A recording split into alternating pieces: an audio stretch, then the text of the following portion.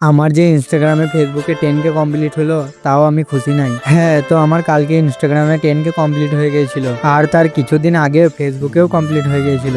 আর আমার 10K follower complete হয়ে যাওয়ার কারণে আমাকে অনেকজনে এসএমএস করে বলেছিল যে ভাই তোমার ইনস্টাগ্রামে ফেসবুকেতে 10K ফলোয়ার কমপ্লিট হয়ে গিয়েছে, তাও তুমি সেরকম ভিডিও করো নাই কেন?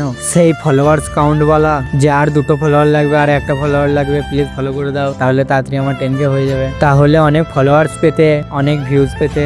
আর তখন আমি তাদেরকে বললাম যে ভাই আমার ওরকম করে কারো কাছে ফলোয়ার চাওয়ার দরকারই নাই, কারণ যাদেরকে আমার ভিডিও ভালো লাগবে তারা নিজেরাই আমাকে ফলো করবে, কাউকে বলতে হবে না। আবার তাদের মধ্যে অনেকজন এসএমএস করে বলেছিল যে ভাই 10K সেলিব্রেশন কবে করবে? আর আমি তখন তাদেরকে বলেছিলাম তবে আমার যতই ফলোয়ার্স হয়ে যাক না কেন আমার মনের মধ্যে অতটাও খুশি হবে না। হ্যাঁ, তবে আমার মনটা অনেক খুশি হবে যখন আমি এই ভাইটার মতো হতে পারবো। আমার শুধু একটাই স্বপ্ন, যেন এই ভাইটার মতো কিছু কাজ করতে পারি আমি।